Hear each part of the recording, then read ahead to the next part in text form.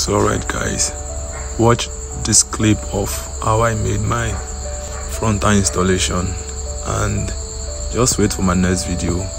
I will be uploading the full tutorial on how I got this beautiful finish. Just stay tuned.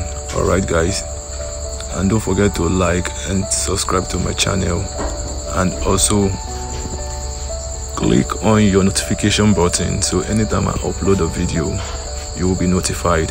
Alright.